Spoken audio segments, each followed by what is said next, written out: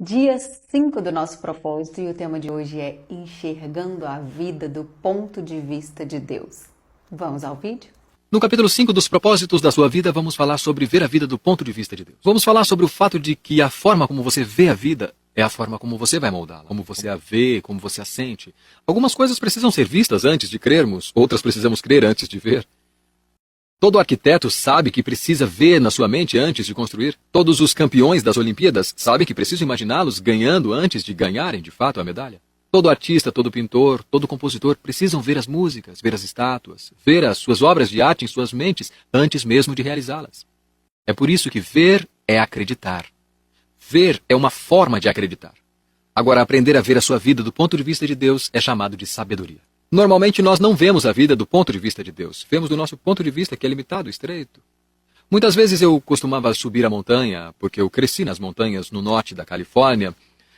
E normalmente a gente passava pelas curvas e um dia eu fiquei parado no caminho subindo a montanha atrás de um carro que ia devagar. E eu queria ultrapassar aquele carro, mas não sabia o que tinha depois da curva. Não seria bom se tivesse uma patrulha, um helicóptero com um rádio dizendo que estava tudo bem e que eu poderia passar, porque eu não consigo ver?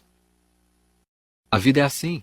Você não pode ver o que tem lá na frente, mas Deus pode. E é muito mais seguro quando você põe sua vida em suas mãos e confia nele, porque ele consegue ver à sua frente. Ele pode te avisar, agora é hora de passar, agora não é hora de passar. Você tem que aprender a ver a vida do ponto de vista de Deus. E quando aprender, vai mudar sua vida. E o que é a vida? Tiago 4:14. Nós não vemos as coisas como são, mas como nós somos. Sua vida é formada como você a enxerga. O modo com o qual você define sua vida determina seu destino. A perspectiva irá influenciar a maneira pela qual você investe o tempo, gasta o dinheiro, usa os talentos e valoriza os relacionamentos. Uma das melhores maneiras de compreender as pessoas é perguntando: como você vê a vida? Dessa forma, descobrirá que existem tantas respostas diferentes quanto existem pessoas. Já me disseram que a vida é um circo, um campo minado, uma montanha russa, um quebra-cabeça, uma sinfonia, uma jornada e uma dança. As pessoas dizem: a vida é um carrossel. Às vezes você está em cima, às vezes você está embaixo e algumas vezes você fica apenas dando voltas. Ou a vida é uma bicicleta de 10 marchas, com engrenagens que nunca usamos. Ou até mesmo a vida é um jogo de cartas. Você tem que jogar com o que tem em mãos. Se eu perguntasse como você imagina a vida, que imagem viria à sua mente? Essa imagem é a sua metáfora de vida. É assim que você a enxerga consciente ou inconscientemente. É a sua descrição de como funciona a vida e o que você espera dela. As pessoas frequentemente expressam suas metáforas da vida por meio de roupas, joias, carros, penteados, adesivos e até mesmo tatuagens. Essa metáfora secreta de vida influencia sua vida mais do que você pode perceber. Ela determina esperanças, valores, relacionamentos, metas e prioridades. Por exemplo, se você pensa que a vida é uma festa, seu principal valor será se divertir. Se você vê a vida como uma corrida, certamente valorizará a velocidade e provavelmente viverá apressado a maior parte do tempo. Se você vê a vida como uma maratona, valorizará a resistência. Se você vê a vida como uma batalha ou um jogo, vencer será muito importante para você. Qual é a sua visão da vida? Você pode fundamentar a vida numa metáfora defeituosa, a fim de cumprir os propósitos para os quais Deus o criou. Será necessário desafiar a sabedoria popular e substituí-la por metáforas bíblicas da vida. A Bíblia diz: não vivam como vivem as pessoas desse mundo, mas deixem que Deus os transforme por meio de uma completa mudança da mente de vocês. Assim, vocês conhecerão a vontade de Deus. A Bíblia oferece 3 metáforas que nos ensinam a visão que Deus tem da vida. A vida é um teste, é uma incumbência de confiança e é uma atribuição temporária. Essas ideias são os fundamentos da vida dirigida por propósitos. A vida na Terra é um teste. Essa metáfora da vida é vista nas histórias relatadas em toda a Bíblia. Deus continuamente prova as pessoas quanto ao caráter, à fé, à obediência, ao amor, à honestidade e à lealdade. Palavras como provações, tentações, refinar e testar ocorrem mais de 200 vezes nas Escrituras. Deus provou Abraão ao lhe pedir que oferecesse o filho Isaque. Deus provou Jacó quando este precisou trabalhar 7 anos extras para obter Raquel como esposa. Adão e Eva foram reprovados no teste do Jardim do Éden e Davi falhou diversas vezes ao ser submetido à prova por Deus. Mas a Bíblia também nos dá exemplos de pessoas que foram aprovadas em importantes provas, como José, Ruth, Esther e Daniel. Os testes tanto desenvolvem quanto manifestam o caráter da pessoa, e toda a vida é um teste. Você está sempre sendo testado. Deus constantemente observa sua reação às pessoas, aos problemas, ao sucesso, aos conflitos, às enfermidades, às decepções e até mesmo ao clima. Ele até observa a mais simples ação, como quando você abre uma porta para alguém, pega o lixo que foi jogado no chão e quando é educado com um balconista ou uma garçonete. Não conhecemos todos os testes que Deus irá aplicar, mas podemos prever alguns deles com base na Bíblia. Você será testado por grandes mudanças, promessas adiadas, problemas insolúveis, orações não respondidas, críticas injustas e até mesmo tragédias sem sentido. Em minha vida percebo que Deus testa minha fé por meio de problemas, minha esperança pelo medo de eu lidar com o que está em minhas mãos, meu amor por meio das pessoas. Um teste muito importante diz a respeito à sua atitude quando você não consegue sentir a presença de Deus. Às vezes, Deus se retira intencionalmente e não sentimos mais sua proximidade. Um rei chamado Ezequias passou por esse teste. A Bíblia diz: Deus desamparou Ezequias para prová-lo e para saber o que realmente havia em seu coração.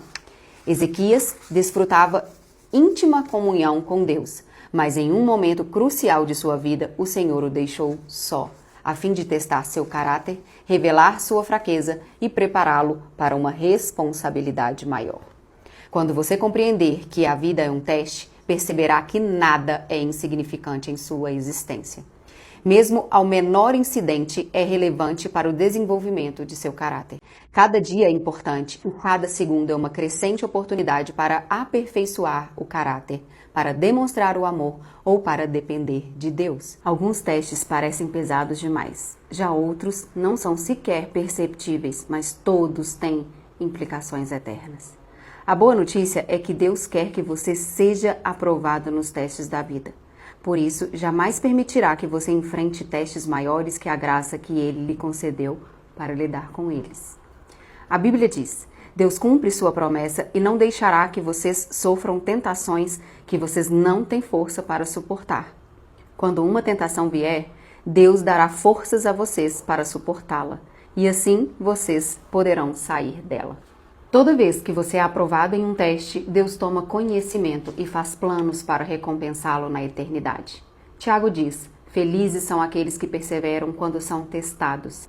Depois de serem aprovados, receberão a coroa da vida que Deus prometeu aos que os amam. A vida na terra é um cargo de confiança, um ato de fé. Essa é a segunda metáfora bíblica da vida. Nosso tempo nesse mundo, bem como a energia, a inteligência, as oportunidades, os relacionamentos, os recursos, são dádivas que Deus nos confiou para cuidarmos e administrarmos. Somos administradores de tudo quanto Deus nos dá. Esse conceito começa com o reconhecimento de que Deus é o dono de tudo e de todos. A Bíblia diz: ao Senhor Deus pertencem o mundo e tudo o que nele existe. A terra e todos os seres vivos que nela vivem são dele. De fato, jamais possuímos realmente coisa alguma durante nosso breve período da Terra. Deus apenas nos empresta a Terra enquanto estamos aqui. Ela já era propriedade de Deus antes que você chegasse, e Ele irá emprestá-la a outra pessoa depois que você morrer. Tudo o que você pode fazer é desfrutá-la algum tempo. Quando Deus criou Adão e Eva, confiou a eles o cuidado de sua criação e nomeou-os administradores de sua propriedade. A Bíblia diz: Deus os abençoou dizendo: tenham muitos e muitos filhos, espalhem-se por toda a terra e dominem. E tenham poder sobre os peixes do mar, sobre as aves que voam no ar e sobre os animais que arrastam pelo chão. A primeira tarefa que Deus deu aos humanos foi administrar e cuidar das coisas dele. Dessa função, o homem jamais foi exonerado. E é parte de nosso propósito atualmente. Tudo que desfrutamos deve ser tratado como responsabilidade que Deus nos pôs nas mãos. A Bíblia diz: vocês têm alguma coisa que não tenha sido dada por Deus? E se tudo que vocês têm vem de Deus, Por que vocês se vangloriam como se tivessem realizado alguma coisa por si próprios? Há alguns anos, um casal permitiu que minha esposa e eu, em nossas férias, usássemos sua bela casa de frente para a praia no Havaí. Era um conforto no qual não podíamos arcar e aproveitamos muitíssimos. Eles nos disseram, usem-na como se pertencesse a vocês. E foi o que fizemos. Mas sabíamos durante todo o tempo que a casa não era realmente nossa. Por isso tomamos um cuidado especial com tudo. Aproveitamos os benefícios que ela nos oferecia, sabendo, porém, que não éramos o proprietário dela. Nossos valores culturais dizem, se você não é o dono, não terá cuidado. Mas os cristãos vivem por um padrão mais elevado. Visto que Deus é o dono, devo cuidar da melhor forma possível.